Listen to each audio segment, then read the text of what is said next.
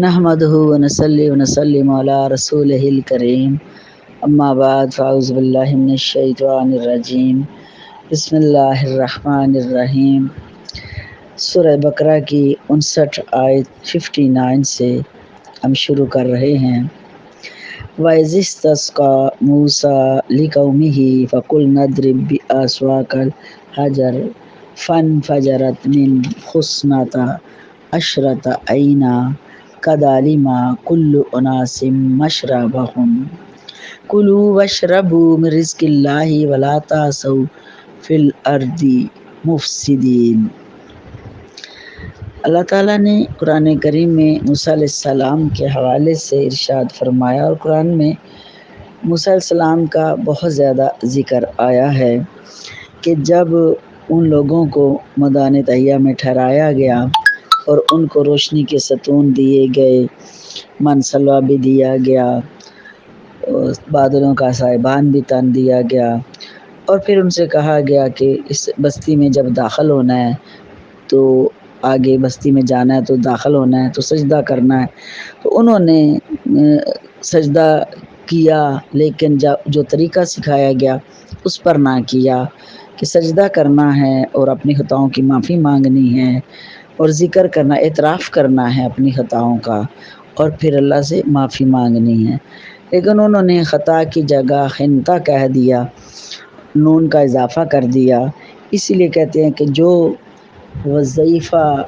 ملے آپ کو کسی بڑے سے، بزرگوں سے ملے، اساتذہ سے ملے، اس کو اسی طرح کرنا چاہیے جس طرح وہ دیتے ہیں، اس میں کمی بیشی نہیں کرنی چاہیے۔ اور یہی وجہ ہے کہ قرآن کریم کو جس طرح سے قرآن کریم کی آیات مبارکہ ہیں،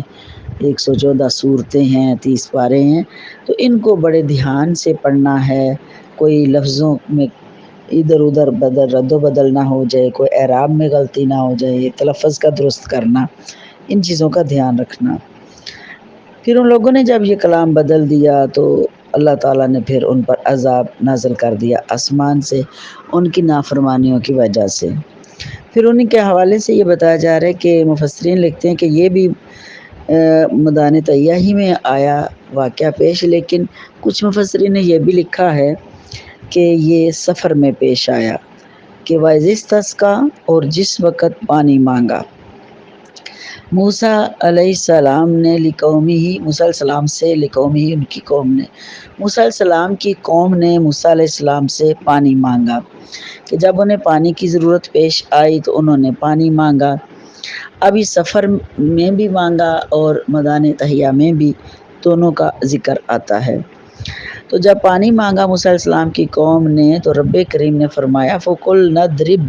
پس ہم نے کہا مارو، بِعَصَاكَ الْحَجَرَ، اپنا عصا پتھر پر۔ موسیٰ علیہ السلام کے پاس عصا بھی ہوتا تھا، اور یہ سنت انبیاء ہے ہاتھ میں عصا رکھنا، تو موسیٰ علیہ السلام کے پاس عصا بھی ہوتا تھا اور ایک پتھر بھی ہوتا تھا۔ اب مفسرین یہ لکھتے ہیں کہ وہ پتھر جو آپ کے ساتھ تھا اس کے اوپر عصا مارنے کا حکم ہوا ہے، اور یہ بھی ہے کہ میدان تہیہ میں آپ نے عصا مارا۔ فَانْفَجَرَتْ مِنْهُ اثْنَتَا، پھر کیا ہوا، پھر پھوٹ نکلے اس سے اثنتا عشرۃ عینا، 12 چشمے۔ اثنتا 2 کو کہتے ہیں، عشرۃ 10، تو یہ 12 چشمے، عینا چشمے پھوٹ نکلے پتھر سے۔ اب اس پتھر سے نکلے اور 12 چشمے بن گئے۔ قد علم، ہر ایک نے، کل اناس مشربہم، اپنے پینے کی گھاٹ کو جان لیا، انہیں اپنی جو پینے کی جگہ تھی انہوں اس کو جان لیا کہ جب موسیٰ علیہ السلام کے ساتھ جو لوگ تھے ان کو 12 قبیلوں میں بانٹا گیا، اور پھر آپ کو اللہ تعالیٰ نے حکم فرمایا کہ اپنا عصا پتھر پر مارو، پھر آپ نے عصا اپنا پتھر پر مارا، اس سے 12 چشمے پھوٹ نکلے، اور 12 قبیلوں میں لوگوں کو سردار بنا کے کہ کو 12 گروپ بنا کے ان کے حوالے کیے گئے کہ آپ کا گروپ اس گھاٹ سے پانی پیے گا، آپ کا اس سے، کیونکہ زیادہ لوگ تھے، تو 12 جگہوں سے ان کو وہ پانی کے چشمے جو جاری ہو گئے اور وہ پانی پینے لگے۔ تو اللہ تعالیٰ نے فرمایا کلوا واشربوا، کھاؤ اور پیو، میں رزق اللہ ہی، اللہ کے رزق سے، کہ اللہ تعالیٰ نے تمہیں رزق عطا کیا، من سلوا عطا کیا، پانی کے چشمے عطا کر دیے ہیں، روشنی کے ستون عطا کر دیے ہیں، بادلوں کا سائبان تن دیا ہے، کپڑوں کی میل نہیں لگی ہے، ناخن نہیں بڑے ہیں، اور یہ سب کچھ اللہ تعالیٰ نے نعمتیں عطا کر دیں۔ اسی وجہ سے یہ صیغہ آتا ہے کہ آپ کو فضیلت عطا کی بنی اسرائیل، ایسی جو جہان میں سے کسی کو عطا نہیں کی گئی۔ تو اللہ تعالیٰ نے فرمایا میں نے اتنی تمہیں نعمتیں دی ہیں، اب تم کیا کرو، کھاؤ بھی اور پیو بھی، لیکن ولا تعثوا فی الارض مفسدین، زمین میں دنگا فساد نہیں پھیلاؤ، فتنے نہیں پھیلاؤ، قتل و غارت نہیں کرو، امن سے رہو، یہی تمہارے لیے بہتر ہے، دنیا میں بھی اور آخرت میں بھی۔ تو اللہ تعالیٰ نے ان کو پانی بھی عطا کر دیا، سب کچھ۔ تو انبیاء کرام ان کے ساتھ ہیں، دعائیں بھی مانگ رہے ہیں، اور اس طرح انبیاء سے، اولیاء سے دعا کرانا قرآن سے ثابت بھی ہو گیا،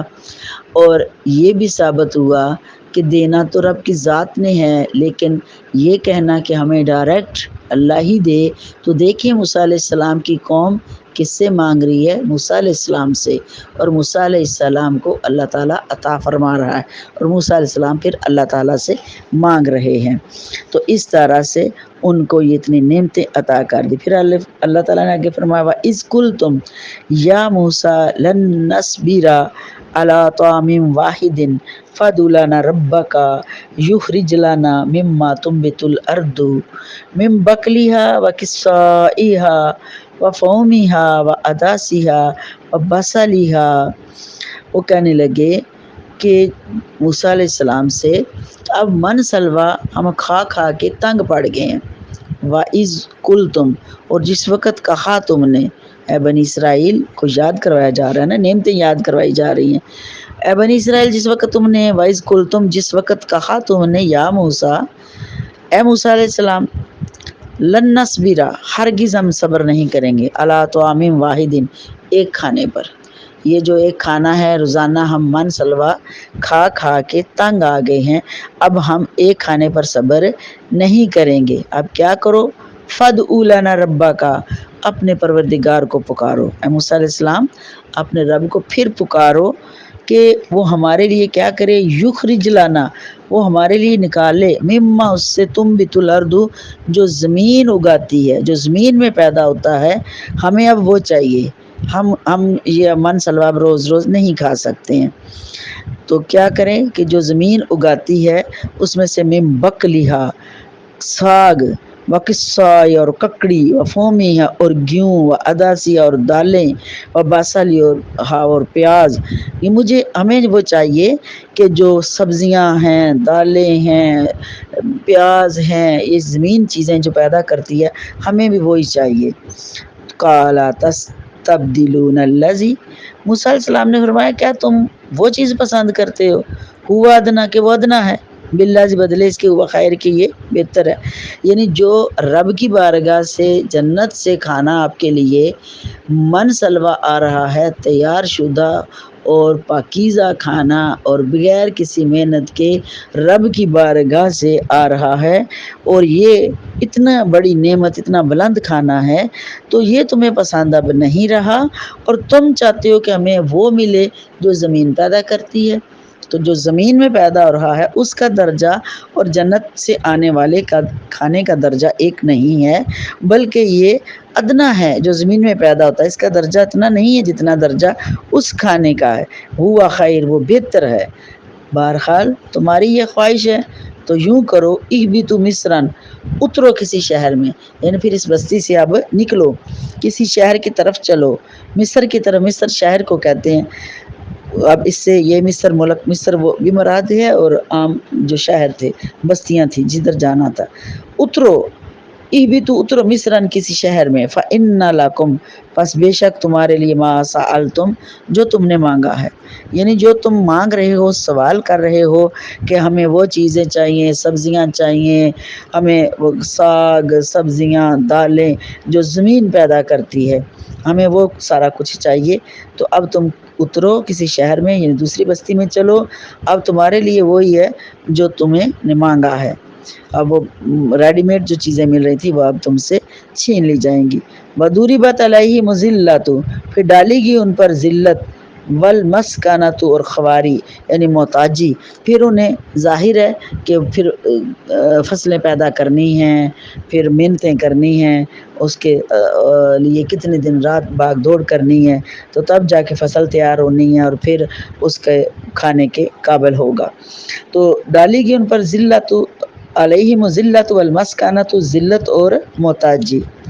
وباء بغضب من اللہ اور اللہ کے غضب میں لٹائے گئے۔ پھر ان کو وہ بھی نعمتیں دی گئیں، لیکن پھر کیا ہوا کہ وہ پھر بھی باز نہ آئے، اپنی حرکتوں سے باز نہ آئے، نافرمانیوں سے باز نہ آئے۔ تو جب انہوں نے پھر گناہوں میں بڑھنے لگے تو اس گناہوں کی وجہ سے، کیونکہ انہوں نے پھر کیا کیا، پھر انبیاء کی توہین کرنا شروع کر دی، پھر انبیاء کی نافرمانیاں کرنی شروع کر دی، تو ان نافرمانیوں کی بنا پر اللہ تعالیٰ نے پھر ان پر غضب نازل کر دیا، پھر ان پر عذاب آ گیا من اللہ، اللہ کی طرف سے وہ غضب میں چلے گئے، یعنی غضب ڈال دیا گیا، عذاب آ گیا۔ ذالک یہ بانہم کانوا یکفرون، یہ اس وجہ سے کانوا کے تھے، یکفرون وہ انکار کرتے، کس کا انکار کرتے، بآیت اللہ، اللہ تعالیٰ کی آیتوں کا۔ اللہ کی آیت کہتے ہیں نشانی کو، جو کتاب میں نازل ہوئیں وہ بھی آیتیں، جو اللہ کے پیغمبر آئے ہیں وہ بھی اللہ کی آیتیں نشانیاں ہیں۔ ان ساری نشانیوں کا انہوں نے انکار کر دیا، جو اللہ نے احکام دیے اس کا انکار کر دیا، نبی نے فرمان عطا فرمائے، نعمتیں جو عطا فرمائیں کھا پی کے سب کچھ، تو انہوں نے ناشکری کر دی اور انکار کر دیا، نبی کی توہین کر دی۔ اور بنی اسرائیل میں، کیونکہ بنی اسرائیل میں بہت سارے انبیاء کرام آئے ہیں، اور یہ سلسلہ کیونکہ حضرت یوسف علیہ السلام سے بنی اسرائیل کا سلسلہ شروع ہوتا ہے، یہ یعنی کہ حضرت یعقوب علیہ السلام کی اولاد، آگے یوسف علیہ السلام ان کی اولاد ہے، تو بنی اسرائیل انہی کو بولتا ہے کہ یعقوب علیہ السلام کی اولاد۔ تو یہ سلسلہ بنی اسرائیل یوسف علیہ السلام سے آگے حضرت عیسیٰ علیہ السلام تک چلتا ہے، تو یہ سارے انبیاء جو ہیں یہ بنی اسرائیل کہلاتے ہیں، یعنی یعقوب علیہ السلام کی اولادیں۔ تو یہ لوگ کیا کرتے تھے، پھر انہوں نے اتنی نافرمانیاں کی، پھر ان پر غضب آیا، تو غضب کیوں آیا، وَيَقْتُلُونَ النَّبِيِّينَ بِغَيْرِ الْحَقِّ،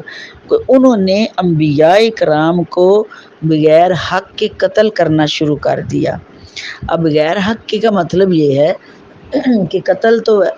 انبیاء کا ویسے ہی بہت بڑا جرم ہے، تو یہ بھی ہے کہ بہت سارے انبیاء کرام نے اللہ کی راہ میں جہاد بھی کیا ہے، تو جہاد میں ظاہر سامنے مد مقابل کافر ہوتے تھے، تو یہ بھی نہیں ہوا کہ چلیں کوئی جہاد میں ان کو قتل کیا گیا، ایسا بھی نہیں ہوا۔ جن انبیاء کو ان لوگوں نے قتل کیا یہ وہ لوگ تھے کہ اس وقت جہاد میں بھی انبیاء نہیں تھے، یعنی ان انبیاء نے جہاد نہیں کیا، لیکن ان لوگوں نے کچھ نے کیا جہاد، لیکن جن کو قتل کیا گیا ان لوگوں کو انہوں نے جبراً قتل کیا، ظلم سے قتل کیا۔ انبیاء کیونکہ جہاد انبیاء نے کیا، لیکن انبیاء کرام علیہ السلام کے حوالے سے مفسرین لکھتے ہیں کہ ان کے کسی بھی جنگ یعنی جہاد میں کوئی نبی قتل نہیں ہوا، یعنی شہید نہیں ہوا ہے، لیکن ان لوگوں نے انبیاء کرام کو قتل کرنا شروع کر دیا بغیر کسی وجہ کے، یہ ان پر ظلم ہوا اس وجہ سے، ذالک بما عصوا کانوا یعتدون، اسی وجہ سے کہ وہ نافرمانیاں کرتے تھے اور وہ حد سے بڑھتے تھے، تو یہ ان پر عذاب نازل ہو گیا اس قوم پر کہ جنہوں نے انبیاء کو قتل کیا، بغیر کسی وجہ کے قتل کر دیا، ان کی نافرمانیاں بھی کی اور حد سے بڑھ گئے، اس قدر حد سے بڑھے کہ انبیاء کو قتل کر دیا، انہوں نے نبیوں کو قتل کر دیا، یہاں تک کہتے کہ حضرت یحییٰ علیہ السلام، شعیب علیہ السلام بھی اس میں شامل ہیں کہ ان کو بھی قتل کر دیا گیا ہے، اور اتنے زیادہ، بعض نے لکھا کہ یہ 70 انبیاء کو بنی اسرائیل نے قتل کر دیا، اتنا بڑا انہوں نے جرم کیا۔ ان الذین آمنوا والذین ہادوا والنصارى، بے شک جو لوگ آمنوا ایمان لائے، والذین اور جو لوگ ہادو یہودی ہوئے، والنصارى اور عیسائی ہوئے، والصابئین اور ستارہ پرست جو ستاروں کی پوجا کرتے تھے وہ، من آمنا اور جو کوئی ایمان لائے، باللہ اللہ تعالیٰ پر، والیوم الآخر اور آخرت کے دن پر، وعامل صالحا فلہم اجرہم عند ربہم ولا خوف علیہم ولا هم یحزنون، اور قیامت کے دن پر جو کوئی اچھے عمل کرے گا بس ان کے لیے اجر ان کا ان کے رب کے پاس ہے، ولا خوف، اور ان کو خوف نہیں ہوگا، علیہم ان پر، ولا هم، اور نہ ہی وہ یحزنون غمگین ہوں گے۔ اللہ تعالیٰ نے فرمایا کہ جو لوگ ایمان والے ہیں وہ، اور جو لوگ یہودی ہیں اور عیسائی ہیں اور ستاروں کی پوجا کرنے والے ہیں، جتنے بھی یہ لوگ ہیں، اگر یہ ایمان لے آتے ہیں، من آمانا، جو بھی ایمان لائے ان سب میں، یعنی تائب ہوئے اور ایمان لے آئے، تو اللہ تعالیٰ پر ایمان لائے اور قیامت پر ایمان لائے، یعنی آخرت پر ایمان لائے، اور ایمان لانے کے بعد اچھے کام کرتے رہے، تو ان کو اللہ تعالیٰ اچھا اجر عطا فرمائے گا، ان کے لیے رب کے پاس بہت بڑا اجر ہے۔ کیا اجر ہے؟ ولا خوف علیہم ولا هم یحزنون، ان کو کوئی خوف نہ ہوگا، یعنی ان کو قیامت کے دن کوئی خوف نہ ہوگا، اور نہ ہی وہ ولا هم یحزنون، اور غمگین ہوں گے، انہیں کوئی حساب و کتاب کا بھی غم نہ رہے گا۔ دنیا انہوں نے اللہ تعالیٰ کی راہ میں وقف کر دی اپنی زندگی، یعنی دنیا میں رہتے ہوئے انہوں نے اتنے اچھے کام کیے، اتنے اچھے کام کیے کہ رب کو راضی کر لیا، سابقہ گناہوں پر انہوں نے توبہ کر لی، اور سابقہ گناہ چاہے پہلے وہ ستاروں کی پوجا کرتے تھے، یا وہ عیسائی تھے، یا وہ یہودی تھے، کوئی بھی تھے، اور جتنے بھی اہل ایمان ہیں، ایمان وہ سب کے سب ایمان والوں میں شامل ہو جائیں، یعنی عیسائی، یہودی اور دوسرے جتنے بھی مذاہب ہیں، تو وہ ایمان بھی لے آئیں اور کام بھی اچھے کریں، تو اللہ تعالیٰ پھر ان کو دنیا میں اور آخرت میں عذاب سے بھی محفوظ کر لے گا، اور ان کا کوئی خوف اور ان کو کوئی غم بھی نہیں ہوگا، کیونکہ جب انسان ایمان لاتا ہے تو کفر سے نکل کر ایمان کے دائرہ کار میں داخل ہوتا ہے، تو کلمہ پڑھتے ہی، ایمان لاتے ہی اس کے سارے سابقہ گناہ معاف کر دیے جاتے ہیں، لیکن اس کی جو سابقہ نیکیاں ہیں، اچھے کام کیے ہیں، وہ مٹائی نہیں جاتی ہیں، وہ نیکیاں، اللہ کتنا کریم ہے، گناہ مٹا دیتا ہے اور ان کی نیکیاں ان کو پھر عطا کر دیتا ہے، جو دور جاہلیت میں، دور کفر میں انہوں نے کی تھی، لیکن بعد میں وہ ایمان لے آئے، جب ایمان لے آئے تو اب ان کی نیکیاں ضائع نہیں کی گئیں، بس ان کے گناہ مٹا دیے گئے۔ ہاں اگر کوئی فرائض میں انہوں نے کچھ کیا، مثال کے طور پر دور جاہلیت میں، دور کفر میں، کیونکہ وہ لوگ عیسائی اور یہودی بھی ہیں نا، اس میں مشرکوں کا بھی ذکر آ رہا ہے اور کافروں کا بھی ذکر آ رہا ہے۔ کافر وہ ہے جو کچھ بھی نہیں مانتے، اللہ کے ذات کے بھی منکر ہیں، مشرک وہ ہیں جو رب کو مانتے ہیں لیکن ساتھ میں شریک ٹھہراتے ہیں، جیسے عیسائی ہیں، یہودی ہیں، تو وہ ان لوگوں میں سے اگر کسی نے حج کیا ہے، زمانہ جاہلیت میں حج کیا ہے، تو بعد میں ایمان لے آیا، اب اس نے حج کیونکہ پہلے طریقے پر کیا جس طرح، تو وہ حج جو ہے ان کا نہیں گنا جائے گا، حج بعد میں جب وہ ایمان لائے ہیں تو اس کے بعد دوبارہ شریعت مصطفیٰ میں رہتے ہوئے اس کے مطابق حج کریں گے، باقی جو نیکیاں ہیں وہ ان کی نیکیاں ضائع نہیں کی جائیں گی۔ وَإِذْ أَخَذْنَا مِيثَاقَكُمْ وَرَفَعْنَا فَوْقَكُمُ الطُّورَ، اور جس وقت پکڑا ہم نے یا لیا ہم نے، میثاقکم تم سے پختہ وعدہ، ورفعنا اٹھایا ہم نے، فوقکم الطور تم پر طور کو، خذوا لے لو، ما اتینکم جو ہم نے تم کو دیا، بقوت مضبوطی سے، واذکروا اور ذکر کرو اس کا، ما فیہ جو کچھ اس میں ہے، یا یاد کرو، لعلکم تتقون تاکہ تم پرہیزگار بنو۔ پھر اللہ تعالیٰ نے وعدہ لیا، جب اللہ تعالیٰ نے ان کو تختیاں عطا کی، یعنی احکام عطا کیے، تو وہ نہیں مان رہے تھے، تو اس وقت رب کریم نے فرمایا جبرائیل علیہ السلام سے، طور پہاڑ کو اٹھا لیا، جبرائیل علیہ السلام نے طور کو اٹھا لیا، طور اٹھا کے فرمایا کہ یہ ابھی لو، جو احکام آپ کو دیے جا رہے ہیں، جو ہدایات آپ کو دی جا رہی ہے، یہ تم لے لو اور اس کو مضبوطی سے پکڑ لو، اگر تم نے نہ پکڑا تو یہ طور پہاڑ تم پر گرا دیا جائے گا اور تمہیں نیست و نابود کر دیا جائے گا۔ یہ کتاب پکڑو، یہ تختیاں، یہ احکام لو جو اللہ تعالیٰ نے دیے اپنے پیغمبر کے ذریعے تمہیں، ان کو لے لو، اس کو یاد کرو، یعنی جو کچھ اس میں لکھا ہے وہ پڑھو اور اس پر عمل کرو، پھر کیا ہو، لعلکم تتقون تاکہ تم پرہیزگار بن جاؤ۔ تو اللہ تعالیٰ سے دعا ہے کہ اللہ تعالیٰ اپنے حبیب مکرم صلی اللہ علیہ وسلم کے طفیل ہمیں صحیح معنوں میں قرآن کے احکام کو سمجھنے کی، اس پر عمل کرنے کی توفیق دے، اور عشق مصطفیٰ صلی اللہ علیہ وسلم سے ہمارا سینہ روشن و منور فرمائے۔ واخر دعوانا ان الحمد للہ رب العالمین۔ ساتواں رکوع چل رہا ہے، کل 6 رکوع ہو گئے تھے، 7واں ابھی چل رہا ہے، انشاءاللہ آگے گئیں گے۔